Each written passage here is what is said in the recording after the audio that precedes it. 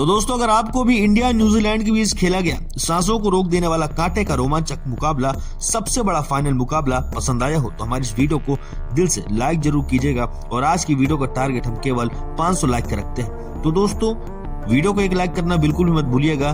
तो दोस्तों, आखिरकार चैंपियंस ट्रॉफी 2025 का सबसे बड़ा फाइनल मुकाबला यहाँ दुबई के मैदान पर दुनिया की दो सबसे बड़ी टीमों के बीच यानी कि इंडिया और न्यूजीलैंड के बीच खेला गया, जहां पहले भारतीय गेंदबाजों ने कहर बरपाया, जिसमें वरुण चक्रवर्ती और कुलदीप यादव की कातिलाना गेंदबाजी के आगे कीवी टीम नतमस्तक हुई।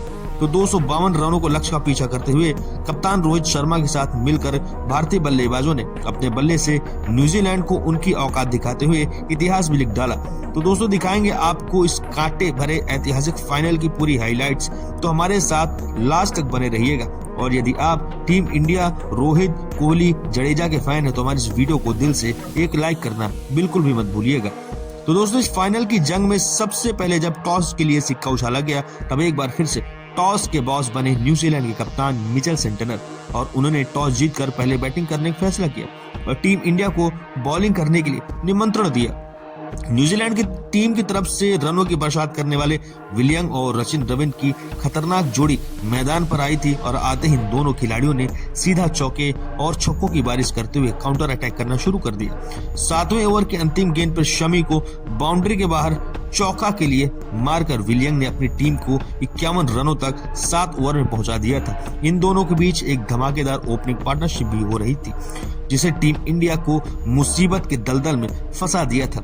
लेकिन दोस्तों, तभी 7वां ओवर लेकर के आए वरुण चक्रवर्ती का चमत्कार होता है। ओवर की 5वीं गेंद पर उन्होंने विलियम को एलपीडब्ल्यू कर आखिरकार टीम इंडिया की तगड़ी वापसी कराते हुए भारत को पहली सफलता 57 के स्कोर पर दिला दी थी, जहां विलियम 2 चौकों की बदौलत मात्र 15 रन बना करके पवेलियन लौट गए। और उनके आउट होने के बाद अब मैदान पर आए थे केन विलियमसन और अपना जलवा दिखाने के लिए 10 ओवर में न्यूजीलैंड ने 69 रन 1 विकेट के नुकसान पर बना दिए थे। तभी 11वां ओवर लेकर के आए कुलदीप यादव ने अपना जलवा दिखाते हुए पहले ही बॉल में खतरनाक रचिन रविन को क्लीन बोल्ड कर न्यूजीलैंड को 440 बोल्ड का झटका दिया। और रविन 29 बॉल पर 4 चौकों और 1 छक्कों की बदौलत 37 रन बनाकर पवेलियन लौट गए। 69 रनों पर न्यूजीलैंड के दोनों ओपनर भारत के सामने घुटने टेक दिए थे। तभी टीम इंडिया इस मैच में अपनी बढ़त दिखा रही थी। विलियमसन के साथ निभाने के लिए डेरियल मिचेल आए थे, लेकिन दोस्तों तभी भारतीय गेंदबाजों ने मुकाबले में ऐसा तगड़ा पलटवार किया कि न्यूजीलैंड की पारी तो यहां से ताश के पत्तों की तरह बिखरना शुरू हो गई थी। और इस बार 13वें ओवर में एक बार फिर कप्तान रोहित ने कुलदीप यादव को बुलाया और कुलदीप यादव ने अपना जलवा दिखाते हुए इस बार न्यूजीलैंड के सबसे सीनियर खिलाड़ी केन विलियमसन को कॉटन बोल्ड कर न्यूजीलैंड के बैटिंग क्रम की धज्जियां उड़ा करके रख दी, जहां विलियमसन मुश्किल से 11 रन बनाकर पवेलियन लौट गया और 75 रनों के स्कोर पर न्यूजीलैंड के 3 बल्लेबाज भारत के सामने ढेर हो गए थे, अपने घुटने टेक चुके थे। न्यूजीलैंड मुश्किल में नजर आ रही थी। अब मैदान पर अपनी टीम को डूबती नैया को पार लगाने के लिए डेरियल मिचेल के साथ टॉम लेथम की खतरनाक जोड़ी ने मौजूदा हालत को संभाला और 15वें ओवर में न्यूजीलैंड ने 83 रन पर 3 विकेट के नुकसान पर अपने स्कोर को बचाना चालू किया।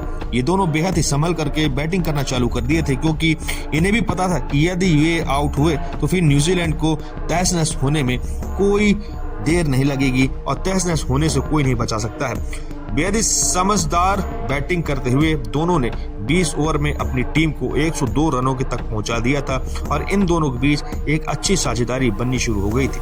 लेकिन अभी भी दबाव न्यूजीलैंड पर था। तो दोस्तों, बढ़ते दबाव का बखूबी फायदा उठाया इस बार रविंद्र जडेजा ने। उन्होंने 24वें ओवर में एक बड़ी मछली टॉम लेथम को एलबीडब्ल्यू कर न्यूजीलैंड के खेमे सन्नाटा ला दिया था। और इसी के साथ जहां पर लेथम 14 रन बनाकर पवेलियन लौट गए तो टीम इंडिया को 108 के स्कोर पर ही चौथी सफलता मिल चुकी थी। अब मिचेल का साथ देने ने आए खतरनाक ग्लेन फिलिप्स, तो दोनों ने यहां पर न्यूजीलैंड की आखिरी उम्मीद बनकर आए और यह बात उन्हें भी पता था कि यदि ये दोनों कोई गलती नहीं करना चाहते थे, संभल करके बैटिंग करना चाहते थे। और बैटिंग करते हुए दोनों ने 35 ओवर में अक्षर के खिलाफ 2 रन दौड़ करके अपनी टीम को 150 रनों के पार पहुंचा दिया था। इसी दरमियान 5वीं बॉल पर रोहित शर्मा ने एक कैच भी छोड़ा। इसका बखूबी फायदा उठाते हुए इन दोनों ने भारतीय टीम की नाक में दम करते हुए 50 रनों की कमाल की साझेदारी को अंजाम भी दिया था। लेकिन दोस्तों तभी एक बार फिर से विकेट की तलाश में रोहित बुलाते हैं 38वें ओवर में वरुण चक्रवर्ती को, और इस गेंदबाज के आते ही इस बार फिर से शिकार में धमाकेदार अंदाज में कीवी टीम को अपने सामने घुटनों पर ला दिया था, जहां फिलिप्स 34 रन बनाकर पवेलियन लौट गए और उसके बाद मोर्चा संभालने आए माइकल ब्रेसवेल। उन्होंने मिचेल के साथ मिलकर के भारतीय गेंदबाजों को काउंटर अटैक करना शुरू कर दिया। डैरेल मिचेल ने भी अपनी लाजवाब हाफ सेंचुरी ठोक दी थी। यह खिलाड़ी लॉन वॉरियर की तरह अकेले मैदान पर डटा हुआ था। तब इन दोनों ने टीम इंडिया पर सीधा आक्रमण करना शुरू कर दिया। 45वें ओवर में न्यूजीलैंड 201 रन बना चुकी थी।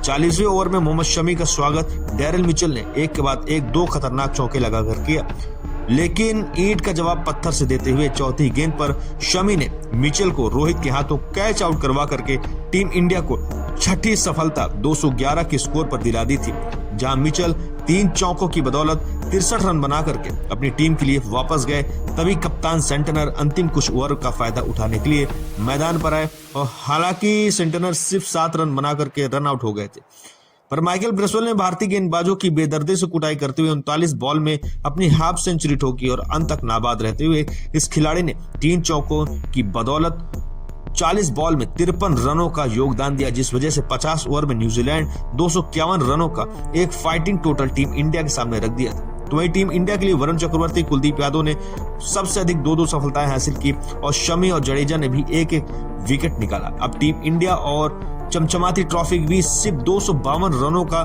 फासला रह गया था, जिसे जल्द ही हासिल करने के लिए 14 करोड़ भारतीयों की उम्मीद का बोझ अपने कंधों पर लेकर कप्तान रोहित शर्मा और कप्तान शुभमन गिल की जोड़ी खतरनाक तरीके से मैदान पर उतरी और दोनों के आते ही कप्तान रोहित ने दूसरी बॉल में काइल जेमिसन का स्वागत अपने ट्रेडमार्क पुल शॉट से तूफानी छक्का बटोर कर किया और अपने खतरनाक इरादों को भी कीवी टीम से रूबरू करा दिया।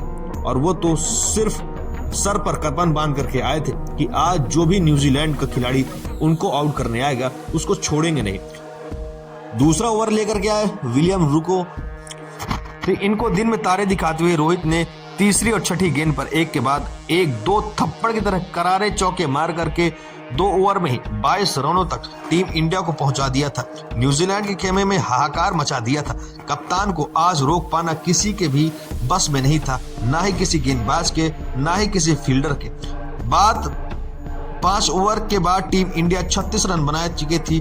छठे ओवर में रोहित ने नेथन स्मिथ को 92 मीटर का लंबा तूफानी छक्का मार करके इस गेंदबाज के पसीने छुड़ा दिए थे। अगली ओवर में काइल जेमिसन को भी बाउंड्री के बाहर चौके के लिए मारकर रोहित ने अपनी भयंकर बल्लेबाजी से करोड़ों हिंदुस्तानियों को जश्न मनाने का मौका दिया था।